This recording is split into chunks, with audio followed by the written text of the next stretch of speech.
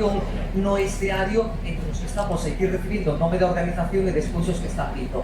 Carlos Parra tamén, eu vou a seguir ampliando máis datos, que entre 10 anos na Facultade de Dereito en Oviedo comenzou no Hotel Ciervo de Chares na zona de Trevín, a súa trayectoria autodidacta entre fogóns foi aquí onde naceu un dos seus pratos máis populares, o arroz co pobo ou arroz con androlla. Boa tarde, Carlos, ese par de bicazos e ese forte aplauso. Fuerte. Pois claro que sí, porque temos que facer que isto flúa dun xeito magnífico. Decirles que Merchi Rodal chegou a televisión hai uns cantos anos, pero antes impregnou internet coas súas lampetadas. No mercado está o seu libro As Lampetadas de Larpeiros, exemplar máis vendido en galego en 2013, seguido dunha segunda publicación, As Lampetadas dunha larpeira feliz. E feliz está ademais con Leo, que anda por aí, verdad, Merchi? Ben, como ela puña ademais cando mandaba a súa información, pois aí estaba entre fogóns tamén o seu produto particular, entre fogóns, entre comillas, pero o seu produto particular que a fai moi feliz. De Carlos para decir que tras unha intensa actividade profesional e tamén de promoción nos anos da gastronomía como xantar e colectivos de hostelería e turismo rural na nosa provincia, desembarcou en 2013 como un cabaleiro armado no Castelo de Maceda. Co seu arroz de pobo chegou a Larpeiros e a repetidas colaboracións no programa da Televisión de Galicia, así como en cousas de comer de Telemiño de Merchi. Tamén hai que recordar, por suposto, que hai que dar a súa xerencia, e aí está presente a súa xerencia do Hostal de Apartamentos a Rodeira Mar Dousa, acompañado, como ben decíamos, o seu carón de Carlos Parra. A organización decidiu este ano, nesta 26ª edición, optar por estes magníficos larpeiros, así que imos a brindarles ese forte aplauso novamente a ambos os dous e a ser todo ouvidos para ver que nos contan e que nos recomendan no devenir na relación co presente e o futuro da gastronomía. Forte aplauso para eles, gracias.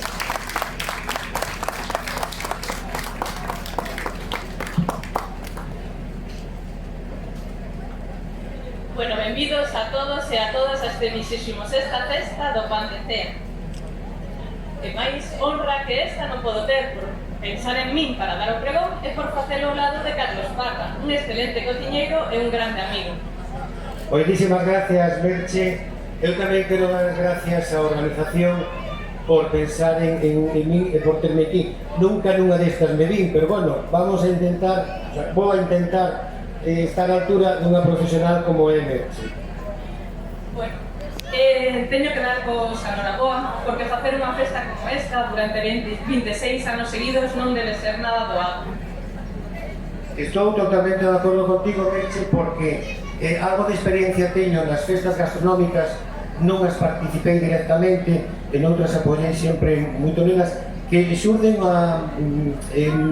nun produto local que se intenta pelexar por él e sacalo para diante.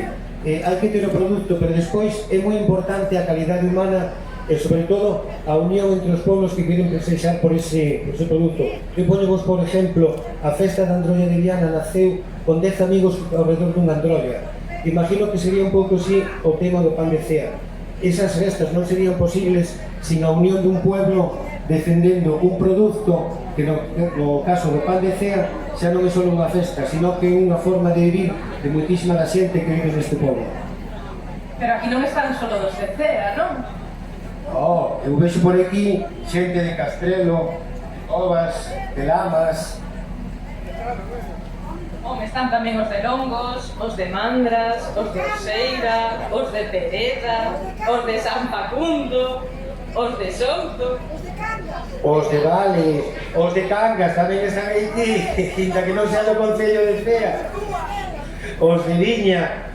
Noraboa a todos por conseguir que ano tras ano esta festa sea unha xornada de convivencia e de disfrute ao redor dunha materia prima tan espectacular como Pan de Cea. Bueno, como xa vos dixo antes Monse, eu traballo facendo os doces no programa Larpeiros. El Larpeiros xa leva máis de 9 anos en antena e máis de 400 programas emitidos. E todo isto gracias a todos vos, os telespectadores. Sabedes cal é o éxito de Larpeiros? Bueno, vou lo dicir despois.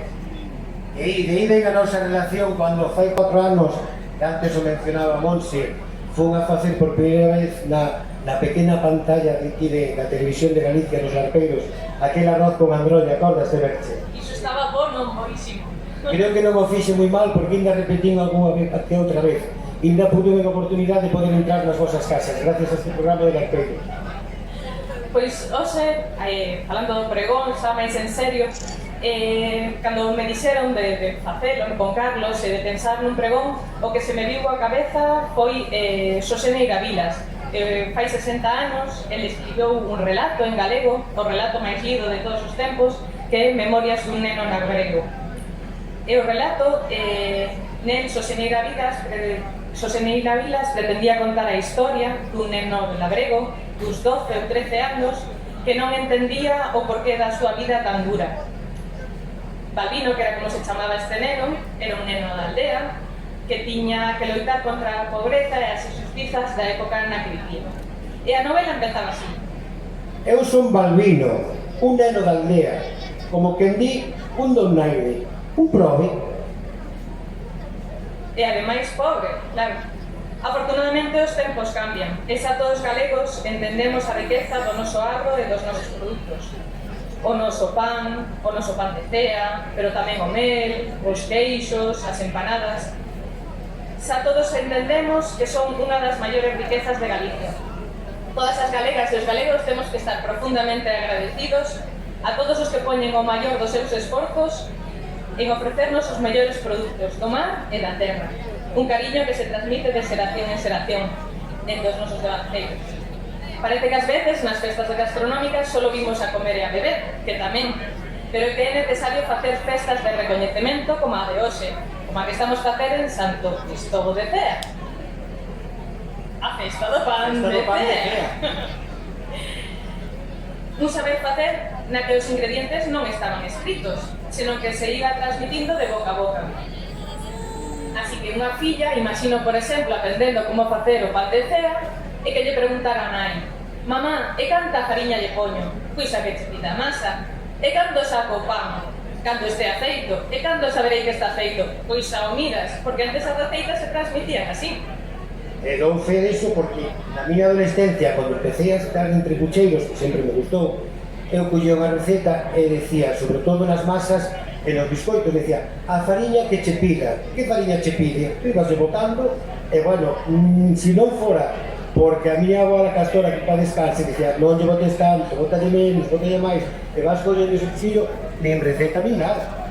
Claro, por esa labor de recoñecemento hoxe en día, esa labor hai que mostrala, hai que coidala e hai que guardala, porque por iso son tan importantes os recetarios en galego, os programas con os larpeiros e as festas como as de hoxe, porque axudan a que sintamos orgullo do noso, da nosa cultura, da nosa gastronomía, dos nosos veciños e orgullo do noso país.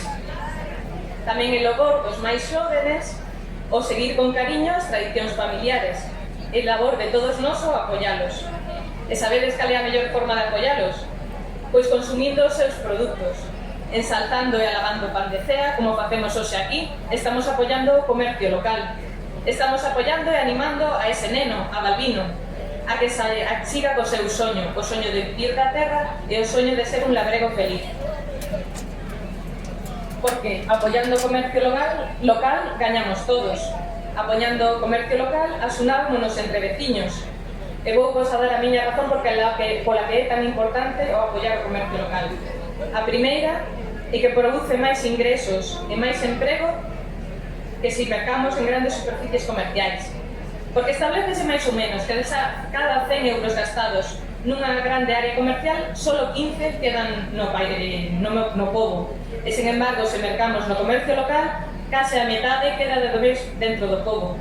Porque entre nós empregamos tamén máis servicios e máis empresas pequenas. Se entre nós nos apoiamos, seramos comunidade, seramos identidade e diversidade económica, porque xa hai moitas cidades nas que non existe o comercio local. Se vades por Madrid ou por Barcelona, todos son grandes áreas comerciales ou comercios de chinos.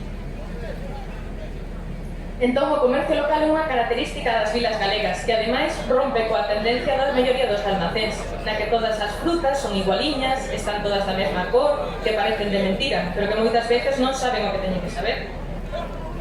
Efectivamente, Merche, eu tiño que apoiar o teu razonamento unha nova tendencia que está surgindo, que é un pouco unha volta ao pasado, pero pasado o bon. é o que se chama o quilómetro cero, tendencia na que xa somos moitos que estamos implicados, que sobre todo na produción e na elaboración, tanto os produtos de temporada como os produtos locales que consiguen facer así unha gastronomía saludable e sostible. Pero claro, cando se comeron fresas en xaneiro? Nunca. Cirolas en febreiro? Nada. Lluvas en Semana Santa? Comíanse como moito cas 12 campanadas as que quedaban engurrichadas todas da cosecha de outubro, de setembro. Pero comer todas esas frutas fora de temporada. O mesmo pasa co pan, coas farillas e as levaduras que veñen de dudosa procedencia, de macropanificadoras que veñen precocidas, masas congeladas ou 3 baguettes por €1. O comercio local tamén é máis respetuoso co medio ambiente, xenera menos residuos e, polo tanto, máis sustentable. Non será mellor, en vez de coller o coche e ir ata unha grande superficie, ir en lugar diso ata o forno do meu vecillo Balbino e dicirlle, bueno, el tío forno de Balbino, di por exemplo o forno de Carlos, O forno da Rosa, o de Liceo, o do Chao Real, o forno de Ángeles, o do Calviño, o forno de María José, o da Maruja, o forno de Ceapá, o da Pepita, o forno da Digna, o forno da Isabel, o forno As Lamelas, o forno do Quinto, o forno de Velazmina, o forno da Milucha, o forno da Agustina, o forno do Ladairo. o forno de Ana. Espero que non se nos olvidara ningún.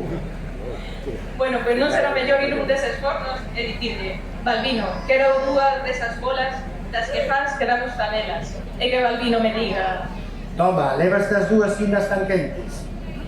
entre todo o proceso do pan foráneo, o pan de cea, cal pensades que é o mellor para o noso entorno? Bueno, pois entón agora sí que vos vou dicir o segredo de Larpeiros.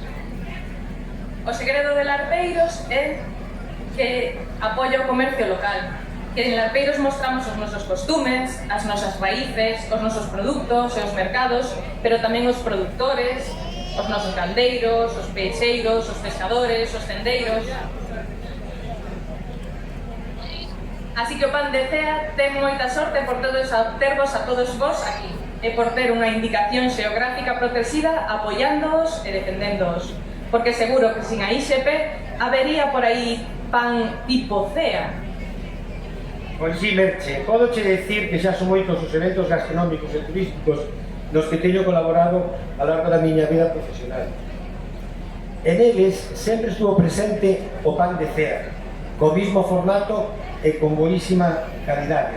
E desde aquí eu quero plantexar unha idea, convertir a festa do pan de cea na festa das festas. Como nas festas das festas. Pois moi sinxelo, que sería da festa dos callos sin o pan de cea? Home, claro que ten un cachiño de pan para mollar. A festa da lamprea sin o pan de cea? Tamén, claro. A festa da androlla sin o pan de cea? Vas a ter razón, entón, En fin, eu deixo no aire que declaren a festa do pan de cea festa das festas. Tamén unha sorte que podamos contar no Castillo de Maceda con Carlos Parra, un excelente cociñeiro e un gran amigo. Así que, se vades por Maceda, non vos esquezades de ir a darlle unha visita. Por non te vou a chamar princesa co ben que me tratas. Eu encantado, xa que entro menos veces que la na vosa casa pola pequena pantalla, e líder de recibirvos. E non deixedes de ir nestos días que van a vir de sol maravilloso e espectacular, si des a Cangas, e ali tenes a Merche no Rodeira Mar, que dou fe que vos vai a tratar de maravilla. Pois moitas gracias a todos e benvidos a visitemos esta festa do pan de cea. E bueno, va sendo hora de ir a probar o pan, non? Sí, porque ahora que xa pasamos de mal trago e me están entrando unha fame. Moitísimas gracias a todos.